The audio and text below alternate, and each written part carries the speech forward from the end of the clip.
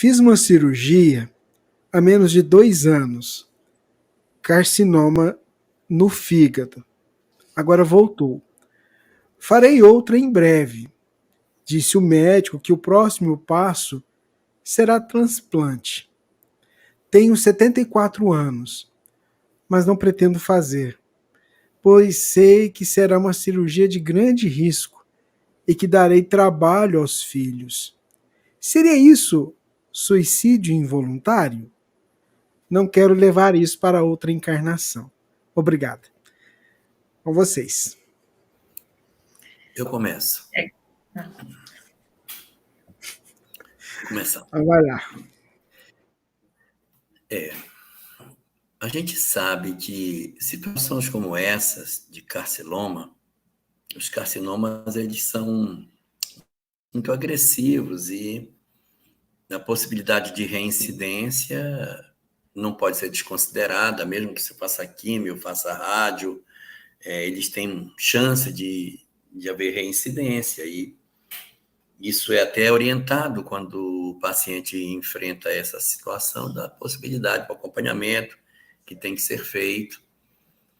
E ter retornado não é uma condição tão diferente daquilo que acontece. Então, é uma situação que está dentro do quadro de possibilidades.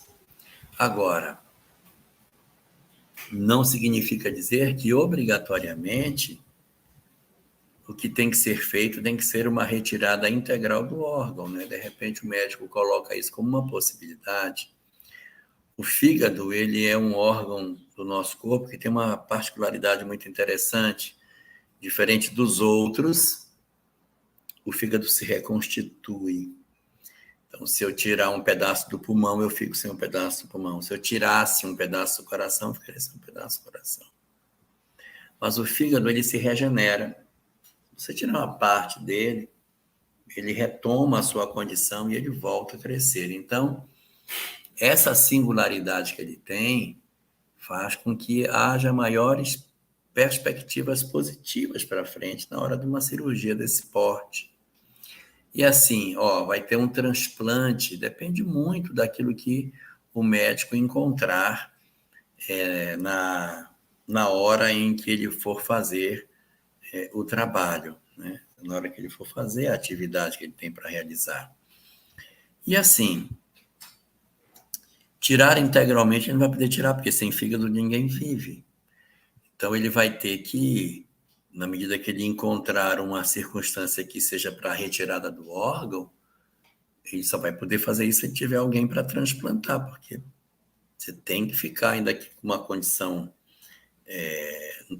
insuficiente do fígado, mas é antes isso do que o nada. Então, assim, o transplante só vai acontecer se você tiver alguém. Mas a sua pergunta não é exatamente essa, a sua pergunta é no aspecto espiritual, como é que fica isso? E aí é importante observar que, às vezes, a grande prova que a gente tem é a coragem diante da provação. É a força de espírito diante dos embates que a vida tem.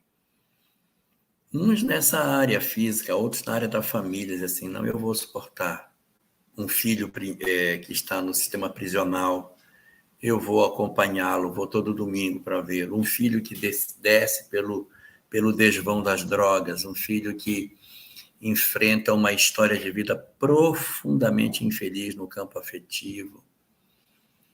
Então, você ter que lidar com isso são situações que, para cada uma situação é diferente, né? Então, nós temos que observar que as provas são distintas para cada um. E a prova de alguém pode ser uma circunstância dessa, um carcinoma, e para outros pode ser uma história familiar gravosa que vai exigir muitos esforços, né? Então, a gente pensar sobre tudo isso e deixar para a Samia fazer os comentários dela. Ok. O que eu percebi também é que a principal questão é se vai ou não fazer a cirurgia, e a questão de que ela colocou é que ela não quer dar trabalho para os filhos, porque ela sabe que vai dar trabalho para os filhos. né? E que se isso seria um suicídio direto, indireto, direto, enfim. Essa resposta só a nossa amiga mesmo vai querer saber. Mas tem algumas reflexões que podem ser feitas. Primeiro, será que o fato de não querer dar trabalho, e muitos dos que estão ouvindo aqui, vai se lembrar que já disse isso. Se for para eu dar trabalho, quando eu tiver mais idade, eu prefiro morrer antes. Se essa for a ideia, talvez não seja um pouco de orgulho aí? Entendeu? Prefiro morrer do que dar trabalho. Será, por outro lado, que ao invés de ser isso, não existe algum pensamento, eu não tenho mais por que ficar aqui, eu já quero ir mesmo?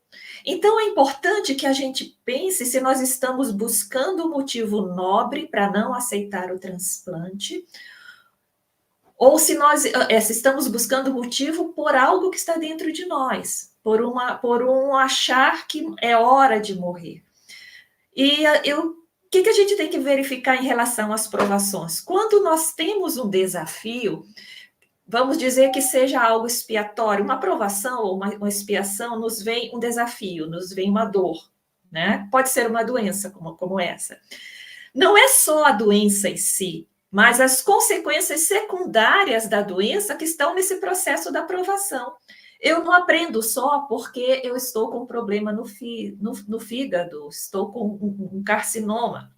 Não é só isso. O que vai me desafiar são as consequências disso no meu convívio comigo mesmo, no meu convívio com a minha família, no meu convívio com a sociedade, com o ambiente de trabalho.